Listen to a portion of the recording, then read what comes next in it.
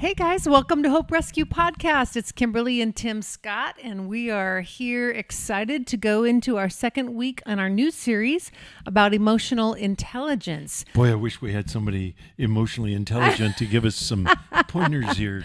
You know, it's so funny because when you were setting up for this, I was thinking to myself how interesting and how helpful it is that as parenting has changed through the years, there is way more of a desire and a felt need, and there is a hunger for parents to know this kind of stuff in the raising of their children. Whereas and a lot more tools. A lot more tools Yeah. and a lot more emphasis because speaking from a Generation X perspective, and you're a boomer, Yeah, and my I am. parents were your parents were the builders, right? Builders. But that was all very, not to take away from any style of parenting, but there was just not much ever talked about in emotional Oh, intelligence. you didn't. I mean, just as an example, my father trying to talk about, we'll call it the birds and the bees, because that's what they talked about then. They couldn't even use the term sex, son, I want to talk to you about the birds and the bees. Yes. Okay, what about them? I don't like bees, and birds are okay, but what about this?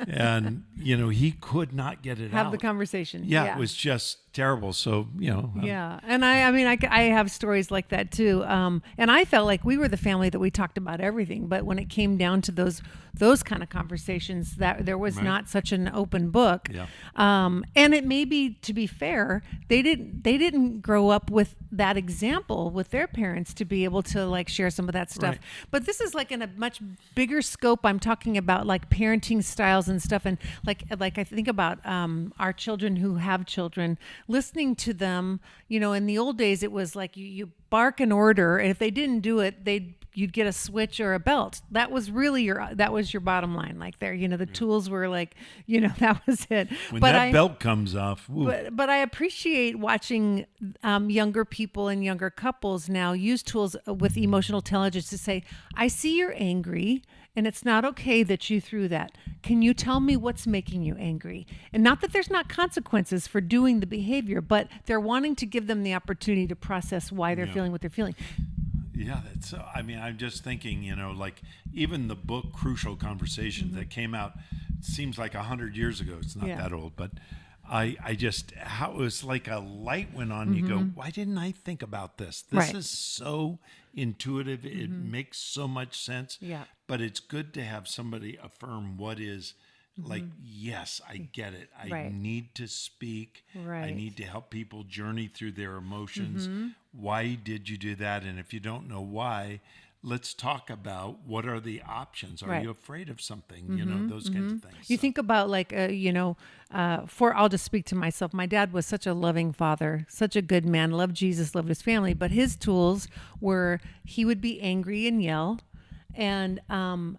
but we were not allowed to express anger or react. So our model was explosive anger, and then he had the emotional intelligence to come circle back, and which is why we loved and respected him over the long haul, was to apologize. It was sincere, and ask for forgiveness. But as children, we did not have that margin to express anger. Anger, like you said last week, is a byproduct of something else, most often fear, or loss of control, or fear of not having control of a situation. Do you think you use the term emotional intelligence to come and apologize? Was it more of a spiritual commitment that drove his apology? It was absolutely the spirit meeting the flesh with my dad, because my dad's flesh nature was type A, driven, get the job done. When things didn't happen fast enough, there was anger involved, and I, looking back, knowing his temperament, it was probably a not having control, because you can't really control kids all the time. It's impossible. Really? Yeah. And even I thought our kids were really but under because of control. his love for Jesus, it drove that spiritual side of him, which showed itself even greater as he grew in his emotional intelligence. His example grew for us as well as young adults. Yeah. And so we have such appreciation for that. But again, we'll circle back to what emotional intelligence is. It's number one, emotional awareness, the ability to identify your feelings and how they impact us. Yes. And then number 2 is emotional management, which is what was missing.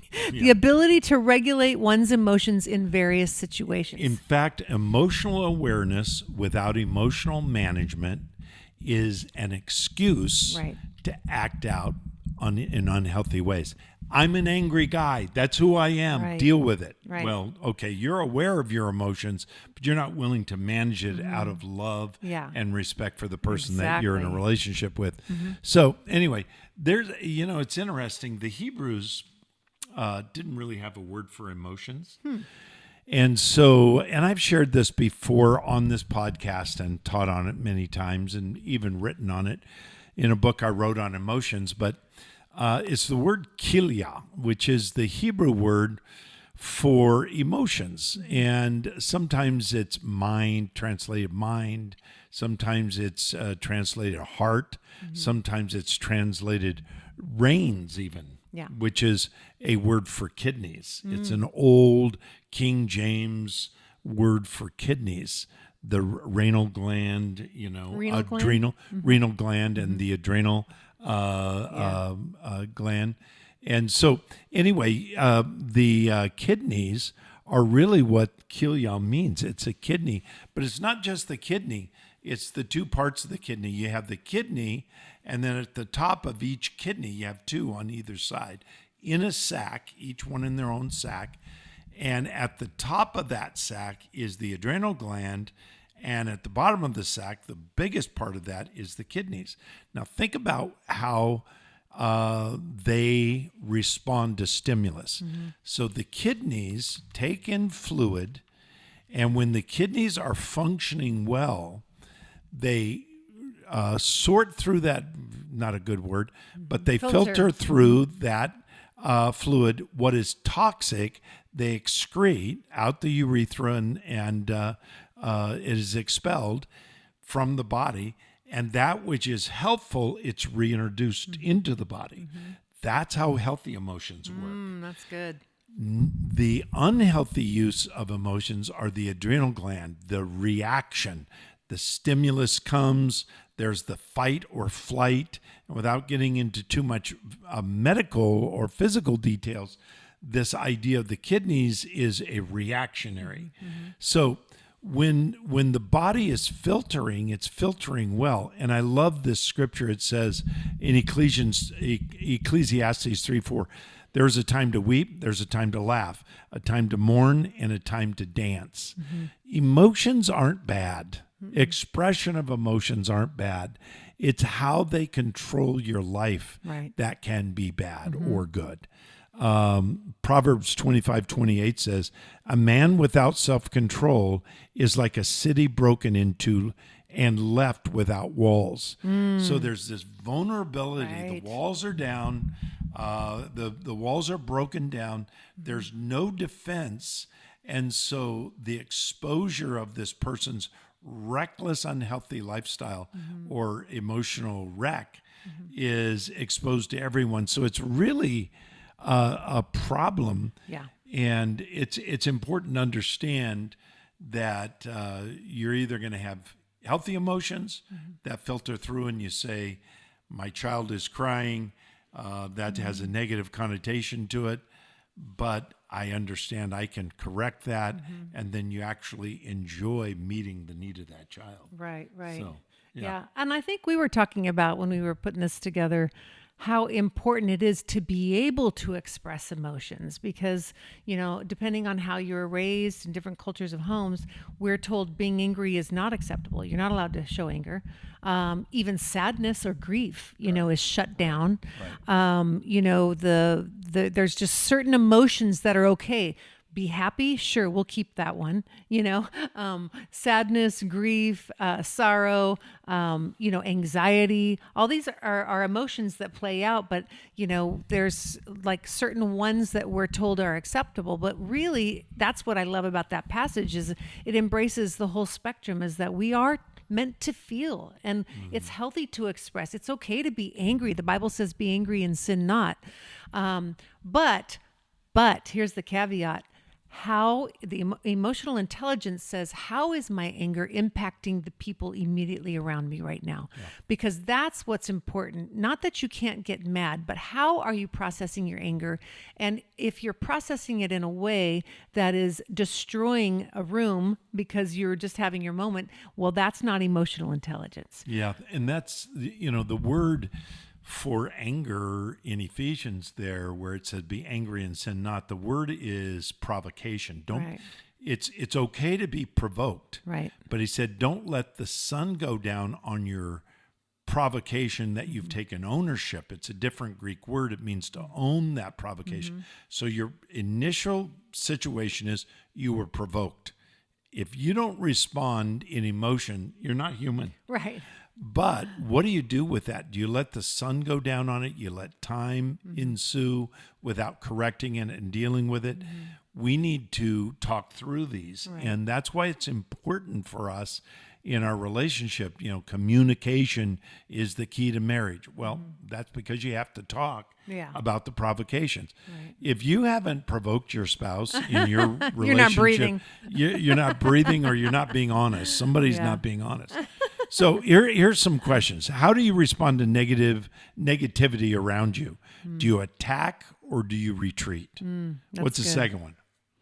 How do you see your relationships? Are they a place to give or a place to receive? So the answer to that is really key. Think about that. If you see your relationship with your spouse as a place to give, your approach is going to be different than you look at your spouse as a person who gives to you. I'm going to receive.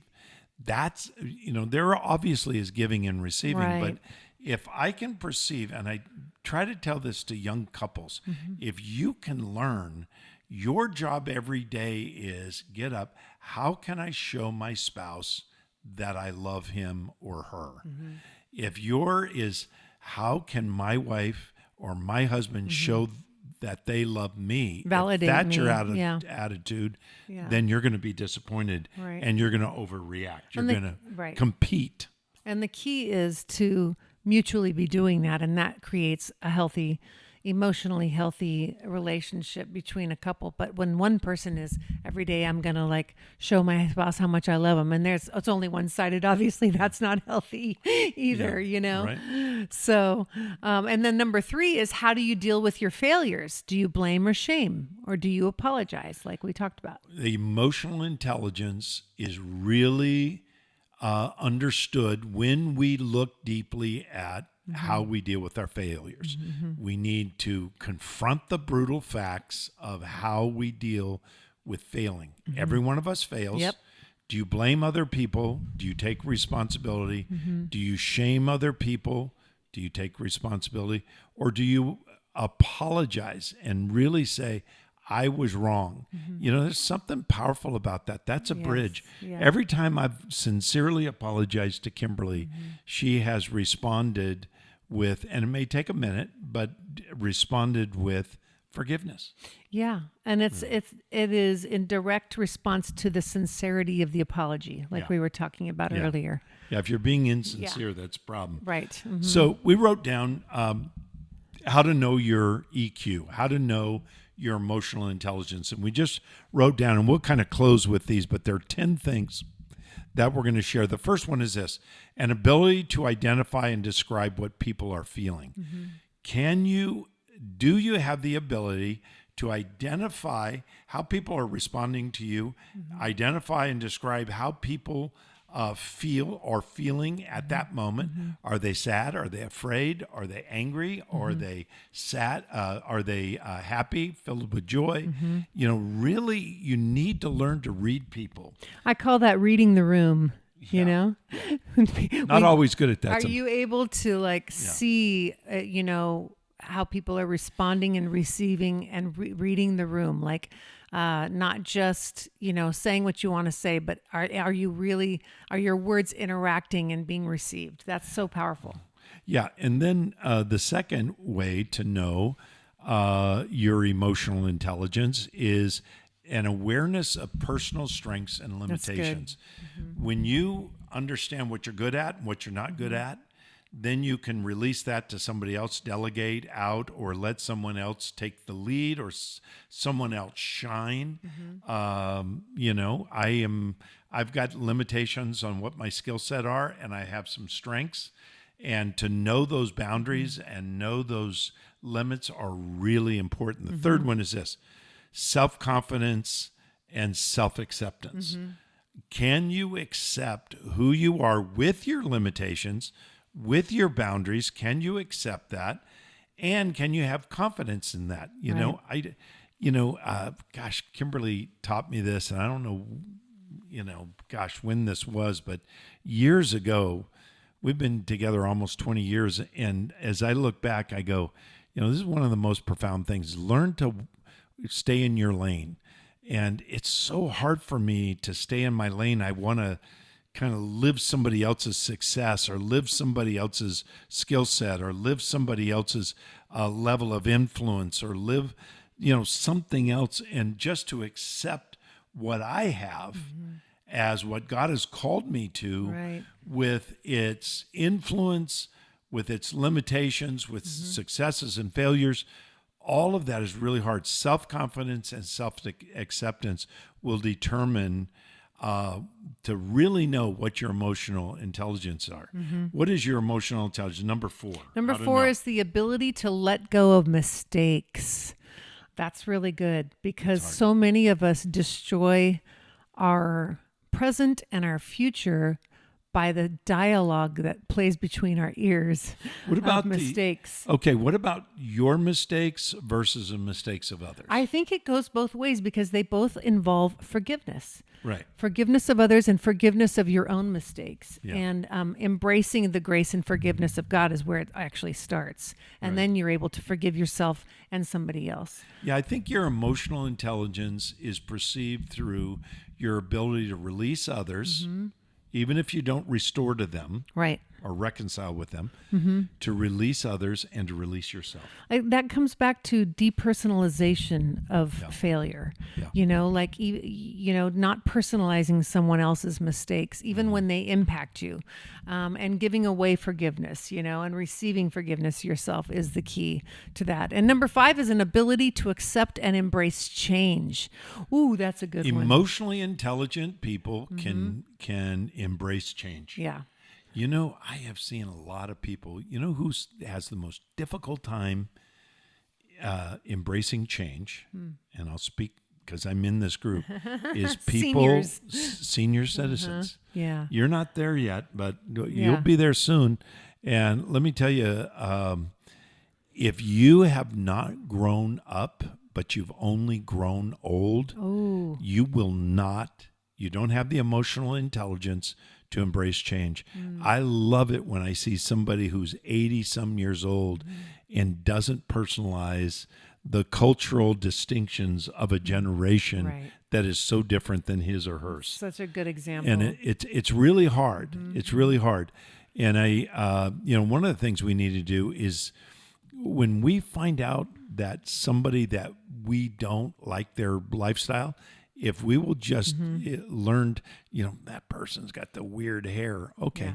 Get to know them. Find out they're not their weird hair. Right. They are a human being, and you can love them. Right. Anyway. Absolutely. And the next one is tied to this. Number 5 is an ability to accept and embrace change. Now, the irony of what you just said about being in the senior generation is that these are the people who have spent their whole life changing. If they were to look back 5 years earlier, I used to be able to do that when I was 5 years ago, but they have spent a lifetime of having to change. Yeah. So it's so interesting to me that there's that rigidity mentally of not being willing to accept change in younger people, or even allow themselves to see that they're transitioning through maturity, Traditions is a word that is almost never used positively in Scripture. Yeah. Did you know Right. that? It's only used one time in a positive way, and I believe it's Titus chapter 3, where it is used in talking about the tradition of the work ethic. Oh, okay. And communion and so forth. Those are not traditions. Those are sacraments, or we might call them different ordinances. Right. But it's just not a positive thing. So Yeah. number 6. Yeah. Is having a strong sense of curiosity, particularly about other people. That's a sign of emotional intelligence.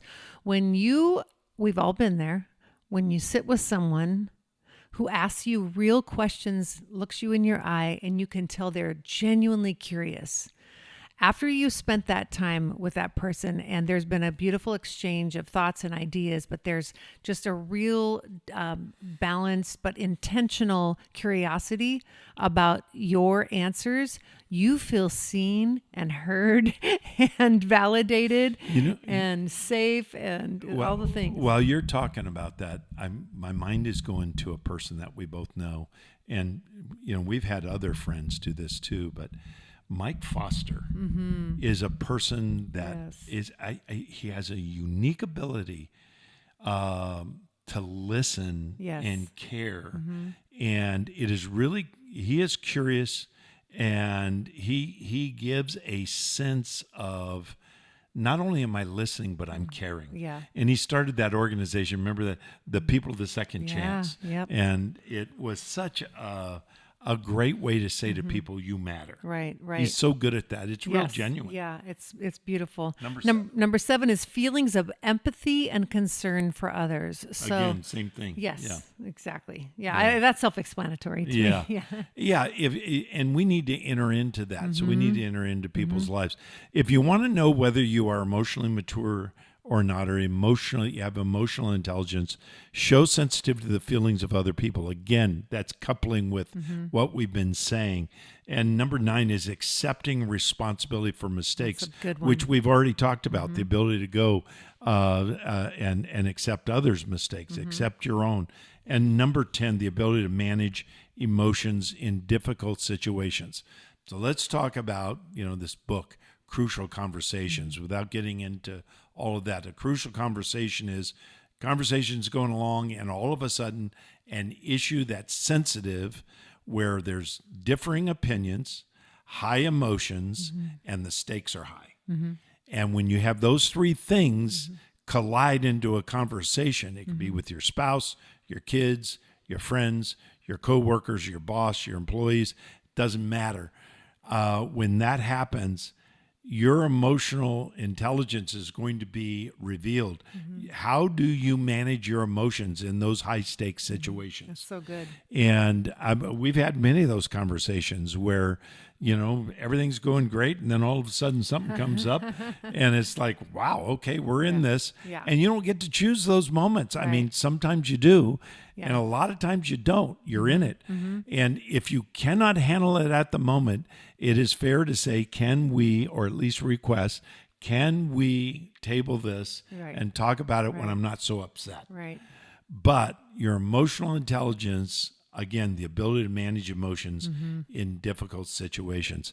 So the question is this: do you have emotional intelligence? What do? Do you react or do you respond? Do you filter through the positive things, or are you always this knee-jerk, guttural, just knee-jerk response that is not healthy?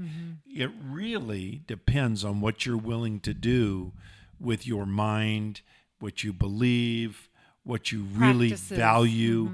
And we're going to talk about next time questioning, what do I really want in this conversation? Very important questions. So anyway, thank you so much for listening.